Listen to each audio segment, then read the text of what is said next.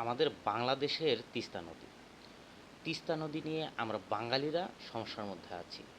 আমরা বাঙালিরা এই তিস্তা নদীর সমস্যা বহুদিন থেকে বহন করে চলে আসছি। অথচ এই তিস্তা নদীর মহাপরিকল্পনার কাজ শুরু করার জন্য চীনের অনুমতি নিয়ে তারপরে আমরা কাজ শুরু করতে পারবো। আমরা বাঙালিরা কেমন পরিস্থিতির মধ্যে আছি আপনারা চিন্তা করে দেখেছেন? আমরা কেমন সমস্যার মধ্যে আছি? আমরা পদ্মা সেতু করব, তাতে চীনের অনুমতি লাগবে, চীনের সহায়তা লাগবে।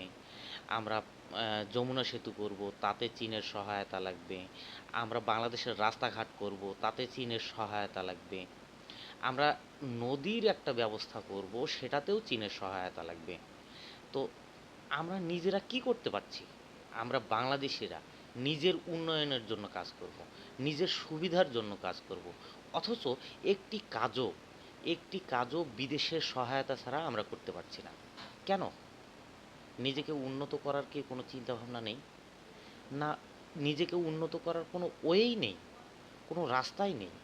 তিস্তা নদীকে যদি সংস্কার করা যায়, তিস্তা নদীর শাখাগুলোকে যদি নতুন করে খনন করা যায়, সেগুলোকে যদি নতুন করে সংস্কার করা যায়, তাহলে কিন্তু শুষ্ক দিনেও কিন্তু আমরা কিন্তু পানি পাবো সেচের জন্য। আমরা কৃষি ব্যবস্থাকে উন্নত করতে পারবো। যেখানে বছরে একবার ফসল হয়, সেখানে ২ থেকে ৩ বার পর্যন্ত ফসল আমরা উৎপাদন করতে পারবো। এতে করে কিন্তু আমাদের বাংলাদেশিদেরই লাভ। অথচ আমরা এই প্রকল্পটাকে আজ পর্যন্ত নিজেরা করতে পারছি না। আমরা চীনের সহায়তার অপেক্ষায় আছি। চীন কবে সহায়তা করবে, চীন কবে অনুমতি দেবে, তখন আমরা এই কাজ শুরু করব। বন্ধুরা, এই বিষয়ে পরামর্শ এবং আপনাদের মন্তব্য দুটির অপেক্ষায় রইলাম। দেখা হবে পরবর্তী ভিডিওতে। ততক্ষণ পর্যন্ত সকলে সুখে থাকবেন, ভালো থাকবেন। ধন্যবাদ সকলকে।